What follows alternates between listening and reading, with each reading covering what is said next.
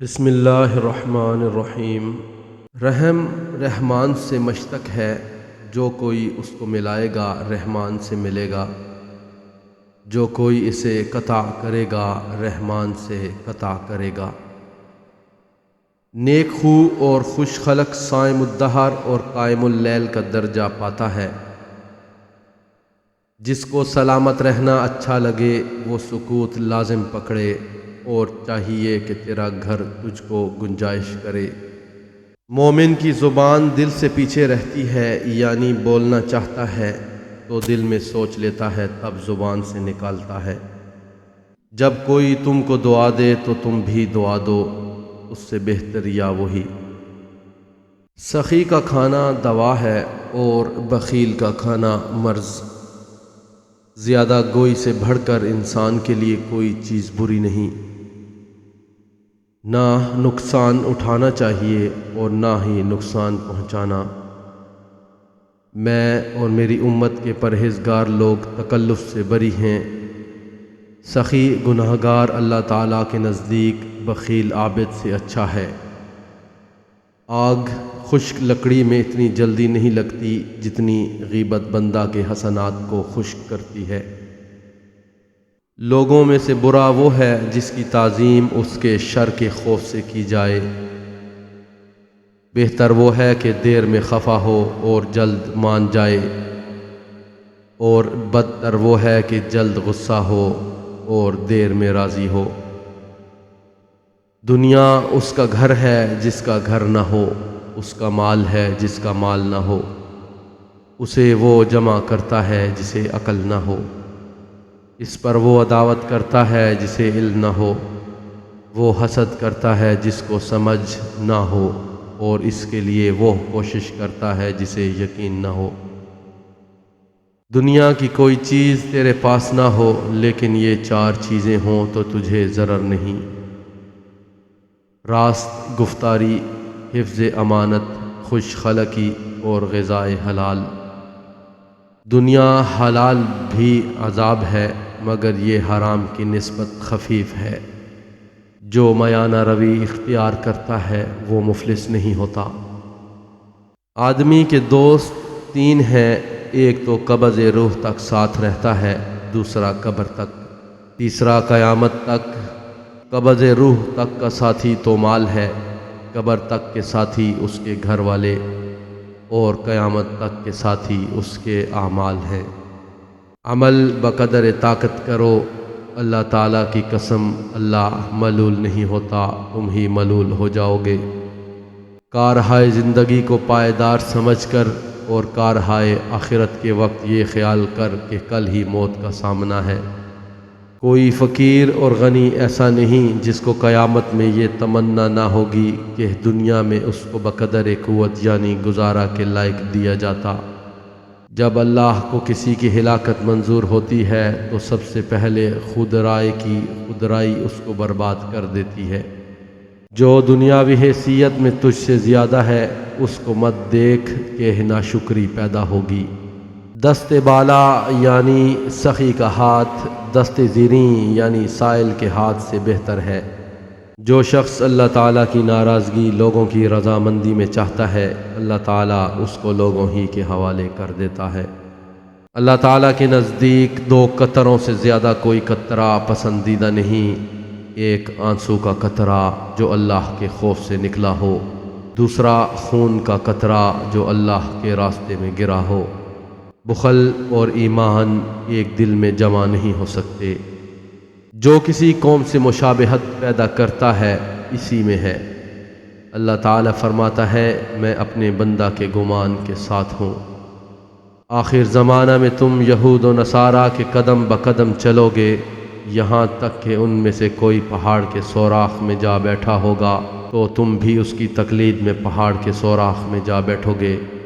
جب تم کسی کو دیکھو کہ اللہ تعالیٰ اس کی مراد دیے جاتا ہے اور وہ اپنی خطا پر مصر ہے تو جان لو کہ یہ امر اس کو مہلت دیے جانے کے لیے ہے۔ جب کسی بندے پر اللہ تعالیٰ کی نعمت زیادہ ہوتی ہے تو اس کی طرف لوگوں کی حاجتیں بھی زیادہ ہوتی ہیں۔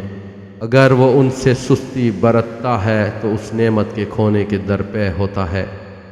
جو شخص جھگڑا چھوڑ دے گو حق ہی پر ہو، اس کے واسطے مضافات جنت، اور جو جھوٹ کہنا چھوڑ دے خواہ بطور ظرافت ہو، اس کے لیے وسط جنت اور خوش خلق کے لیے جنت کے اعلیٰ درجے میں ایک گھر کا میں ضامن ہوں۔ جو چیز اولاد کے لیے بازار سے لائے پہلے لڑکی کو دے پھر لڑکے کو۔ کیا میں تمہیں ایسے خزانے سے مطلع نہ کروں جو سب سے اچھا ہے؟ سن لو کہ وہ نیک عورت ہے۔ آپس میں تحفہ بھیجا کرو کہ تحفہ دل کی کدورت دور کر دیتا ہے۔ اپنے بھائی کی تکلیف پر خوشی ظاہر نہ کرو کہ اللہ تعالیٰ اسے آرام دے گا اور تجھے دکھ میں مبتلا کرے گا۔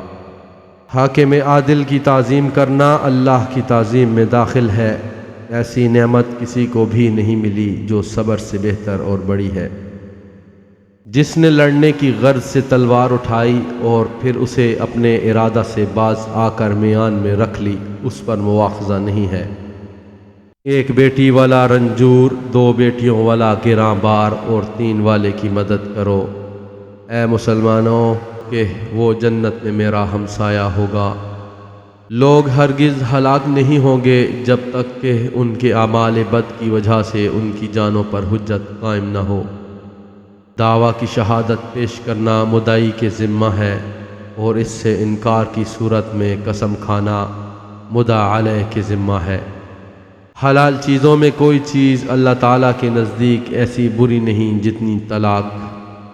جس شخص پر فاقہ اترے اور وہ اسے لوگوں پر اتارے یعنی بھیک مانگے، اس کا فاقہ دور نہیں ہوتا، اور جو اپنا فاقہ اللہ تعالیٰ پر اتارے یعنی اس سے مانگے تو اسے اللہ تعالیٰ جلدی یا قدر توقف سے رزق دے گا۔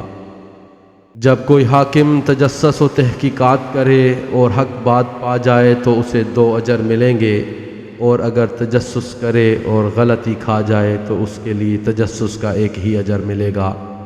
تمہارے جسم میں ایک گوشت کا ٹکڑا ہے، جب وہ درست ہو تو سارا جسم درست ہوتا ہے، اور جب وہ بگڑ جائے تو سارا جسم بگڑ جاتا ہے۔ معلوم رہے کہ وہ دل ہے۔ وہ شخص جھوٹا نہیں ہے جو 2 شخصوں میں صلح کرا دے، نیک بات کہے یا اپنی طرف سے نیک بات ملا دے۔ سیدنا ابراہیم فرزند مبارک رسول صلی اللہ علیہ وآلہ وسلم کو جب سانس چھوڑ رہے تھے، حضور صلی اللہ علیہ وآلہ وسلم نے اپنی گود میں اٹھایا اور زبان مبارک سے فرمایا، اے ابراہیم، حکم الہی کے سامنے ہم تیرے کس کام آ سکتے ہیں؟ جو شخص لباس کو شہرت حاصل کرنے یا عمارت ظاہر کرنے کی غرض سے پہنے، اللہ تعالیٰ اس کو ذلت کا لباس پہنائے گا۔ تم میرے پاس حسب نسب لے کر نہ آؤ بلکہ اعمال لے کر آؤ۔ جو اپنے ظالم پر بد دعا کرتا ہے وہ اپنا بدلہ لے لیتا ہے۔ جو شخص تلاش علم میں نکلا وہ اپنی واپسی تک گویا اللہ تعالیٰ کی راہ پر چلتا رہا۔ جب تم میں سے ہر ایک اپنے بھائی کا آئینہ ہے، اگر کوئی کسی میں برائی دیکھے تو چاہیے کہ اسے ہٹا دے یا بتا دے۔ جو شخص مرنے کے وقت غلام کو آزاد کرے وہ گویا پیٹ بھر کر کسی کے ہاں کھانا بطور تحفہ بھیجنے کی مانند ہے، جس میں کوئی مروت نہیں۔ آدمی کے اسلام کی خوبی امور بے فائدہ کو چھوڑ دینا ہے۔ جس کسی نے کسی امیر کے سامنے اس کی عمارت کی وجہ سے فروتنی کی، اگرچہ وہ ظالم نہ ہو، تب بھی اس کے دین کا ایک حصہ ضائع ہو جاتا ہے۔ جب 2 شخص ایک ہی وقت میں دعوت دیں تو ان میں سے نزدیک تر دروازے والے کی دعوت قبول کرو۔ اگر ان میں سے کوئی پہل کرے تو پہلے والے کی دعوت قبول کرو۔ اگر کسی شخص کی دعوت کی جائے اور وہ قبول نہ کرے تو اس نے اللہ تعالیٰ اور رسول اللہ صلی اللہ علیہ وسلم کی نافرمانی کی، اور جو شخص بن بلائے چلا جائے تو گویا چور اندر چلا گیا اور چوری کر کے باہر آ گیا۔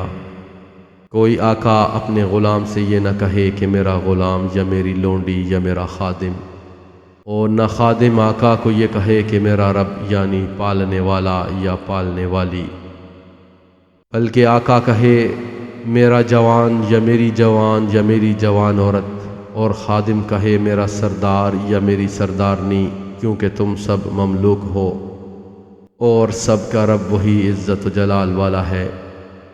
آپ صلی اللہ علیہ وآلہ وسلم جب کسی کے گھر آتے تو دروازہ کے سامنے سے نہ آتے، بلکہ دائیں یا بائیں سے السلام علیکم کہتے، کیونکہ ان ایام میں دروازوں کے آگے پردے نہ تھے۔ ابو مسعود بدری اپنے غلام کو کوڑے مار رہا تھا کہ اتنے میں حضرت صلی اللہ علیہ وآلہ وسلم تشریف لے آئے تو اس نے کوڑا پھینک دیا۔ آپ نے فرمایا، سنو ابو مسعود، اللہ تجھ پر زیادہ قادر ہے بنسبت اس کے کہ تو غلام پر ہے۔ یہ سن کر ابو مسعود آئندہ کے لیے تائب ہو گئے۔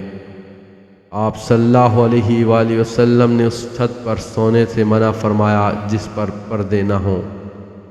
حضرت عائشہ صدیقہ رضی اللہ عنہا سے روایت ہے کہ ایک آدمی نے باہر سے آواز دے کر رسول اللہ صلی اللہ علیہ وسلم سے ملاقات کی اجازت مانگی۔ آپ صلی اللہ علیہ وآلہ وسلم بولے، یہ شخص قوم کا برا آدمی ہے۔ جب وہ اندر آیا تو اس سے کشادہ پیشانی اور نرمی کلام سے پیش آئے۔ جب وہ چلا گیا تو میں نے کہا، یا رسول اللہ صلی اللہ علیہ وآلہ وسلم، جس وقت آپ نے اس آدمی کا آنا سنا اس وقت اس کی نسبت ایسا کہا، جب آپ اس کے سامنے ہوئے تو کشادہ پیشانی رکھی۔ رسول اللہ صلی اللہ علیہ وآلہ وسلم نے فرمایا، اے عائشہ، تو نے مجھے کب کسی سے بد اخلاقی کرتے یا بد خلقی سے پیش آتے دیکھا؟ میں اس لیے بھیجا گیا ہوں کہ اخلاق حسنہ کی تکمیل کروں۔ اور بہت سے لوگ آپ صلی اللہ علیہ وآلہ وسلم کے حسن اخلاق ہی سے متاثر ہو کر آپ کی رسالت پر ایمان لائے۔